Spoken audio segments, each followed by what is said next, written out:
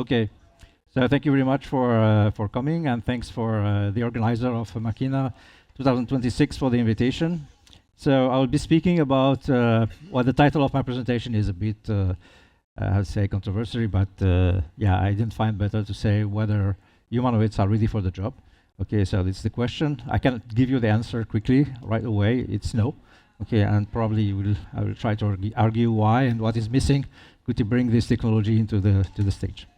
So I think that the turn on humanoid robots started basically after the disaster of Fukushima. So in fact, Japan was under shock, and the question, and the society as well, because the people couldn't understand why Japan, who were leading basically robotics and humanoid robotics at that time, was not able to provide a solution for having what the researchers used to write in the papers, were building robots to send them into hazardous environments and to environments where it's dangerous for people to go.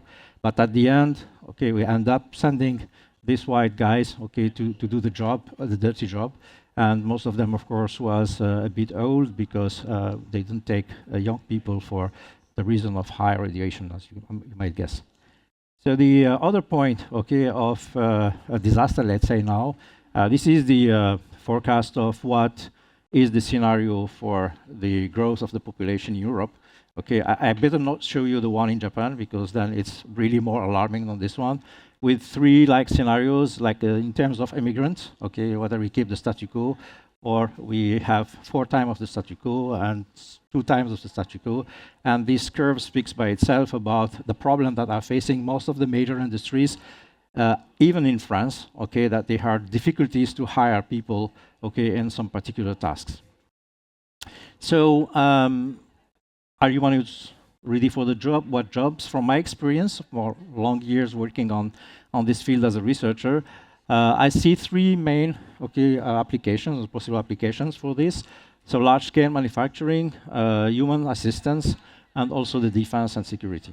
Okay, for this, my opinion, okay, this is just my opinion, is that if you have to put money now, especially for countries like France, it's better to put it on manufacturing, because manufacturing will mature the technology, will solve a lot of problems that you might have as a gap between bringing that kind of technologies to the assistive, okay, and the social, which is about 30% of the GDP in France, or to the military in terms of droneization, which is about 2% of the GDP. So if I was like a stakeholder and if I was a government, I would put a lot of money on manufacturing and this robust manufacturing to promote first, okay, solving a lot of hard problems, and industry could put money for that. This is so a few experience of what we have done so far. This was in 2019, okay, where we gathered the team around one of the first deployment of humanoids as a proof of concept, if you want. And it was with Airbus, okay? So Airbus was looking for automating their manufacturing, okay, and they didn't find a solution. For obvious reason, you cannot have fixed robot as you have in car industries, and so the robot has to go into all the 3 floors and do a myriad of tasks at that time. Pierre-Brice Vibert, I'm not sure whether he's here or not. Okay, he's there. He was part of the team, and he was responsible for the working, okay, for the working expertise that you have. So the guy is sitting right there. And so at that time, we were really, okay, the main thing was to gather the best of the technologies we have in terms of control, contact planning, visual surveying, perception, SLAM, and we gathered all this to try to see whether we can have one use case in Airbus, okay, going into the floor, etc. But you see, when Honda, for instance, saw this demo, okay, they confessed that they were not able to replicate it. Okay, at that time, Honda was in the top for humanoids. And we were looking into, of course, people who can help, okay, to design this robot, because at the end of the project, if Pierre-Brice remember, Airbus was saying, okay, we are happy with this. It was in 2019, but who will provide this robot? Okay, because we are not able to do it ourselves. We don't want to do it. So, and the lesson I get from this first was that if you have a good technology, if you are too early, it's not good. And if you are too late, it's not good as well. So you need to have the right timing in terms of innovation. This was followed by Michelin, okay, also a big company, as you say, a tire company in France. They gave us also a use case where you have to roll this bobine around in the factory and then mount it in what they call these unwinder machines. Okay, and you see all these demos were extremely complex to realize, and we had at that time only prototype humanoids. Okay, we didn't have like the humanoid with high technology that we have now. And still, this one was about not just walking and go to the place and do something, but it was also about walking and doing so local manipulation, basically, with humanoid robots. So these bobines weighs around like 100 kilograms, okay, each. And the robot has to locate itself in the factory and then go and manipulate these things, okay, all together. So with Honda you have only B2C. Okay, the philosophy of Honda is we do a product for consumers. They don't want to do business to business. So they told me, okay, well, if you want to work together, we want to have robots that really help people to stand up. And this is also a first. We did it like last year, we finished the project, and it was about how can we make robots to help people to stand sure. And the idea is to bring these people at houses. The problem is, what I said to Honda is really that it's not a matter of technology here. You have to build the whole environment, okay? The liability, the insurance, the whole story that is beyond your control, basically. So you have to accompany this, but even if you have this solution readily available in a box, okay, you can deliver it to the people will not be able, okay, to deploy it really at houses because you have to build also the whole ecosystem, okay, around it. And so I told them, you better wait also that the technology is maturing in manufacturing, so they want to do that. Now they tell me, okay, we can do things, but we do it B2B inside Honda. Basically, they will do a B2B first inside Honda, and then, okay, they will see if we can deploy it. All these demos have been done with this software, which is open. It's basically the gathering of all the knowledge we have since long. Okay, and it is free to upload. We don't control only humanoids, we control any kind of things. As far as you have the RDF model of your robot, okay, you can reproduce part of these things. So I wanted to come back to aircraft because there is a common thing with all these applications. Okay, the people have really worked hard to design what they call what are the non-added value for the workers, or even for the nurses, or even for whatsoever. So I think the good starting point is to go about what are the non-added value tasks, so that you really work on automating this. It was easy also for industry, and the other reason for why it's good for industry, because they have CAD models for basically everything. They know what they are manipulating. They have strict rules. Okay, even for the workers, then it's much more easy to deploy the technology first in manufacturing, to mature it, and after to consider other aspects. So what I have learned, okay, from all this is that the good software and AI would not compensate for a poor mechanical design. Many of the things that we did was not good, and the people, also the workers in Honda and Machina, said, "Oh, why your robot cannot do this? Why your robot cannot do that?" And each of the times the robot was lacking the degrees of freedom, okay, because most of the right use cases for humanoid is really to work in cumbersome environments, and when you need to enter a product and get out of the product. Okay, if you take the car manufacturing, for instance, you have the cars, even if they are fixed or not, okay, the robot will work outside basically the product. But if you need the technology that goes inside your product, get out of your product, that needs mobility, and then in this case, humanoid are generally the best solution you might have, even for cars. I have seen a lot of demos on YouTube for cars, BMW, Mercedes, but you see, I think all the people say always the same thing, but taking this object, putting it there, is okay. You can just put the wheels. Okay, you put two arms on the wheels and it does the job. It's flat. You don't have stairs. You don't have things that you have to bypass. So the optimal solution will be rather this than, okay, a humanoid robot with legs. But in any case, if you need to work in cumbersome environment, you have to design your architecture so that you are able to reproduce the motion inside the human space, because most of the cases, like in Airbus, etc., when you enter this environment, if you don't have the right degree of freedom, or if you don't have the right kinematics, you end up touching and colliding everything, basically, and then the system is not able, okay, to move in the way the human moves. So this is what is showing. Another one I learned is, of course, that now you have a lot of knowledge in terms of robustness in walking, okay, thanks to RL and AI.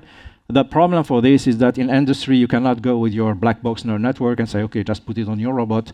and that it's okay if your robot do a mistake from time to time. This doesn't go to work. It's not going to work. Okay, you need certifications, you need explainability of whatever you have to develop and whatever you develop. So we have taken another route from what is the trend now. So I don't have time to go into it, but at least there is for the local manipulation, like a tremendous advances thanks to ARL and AI.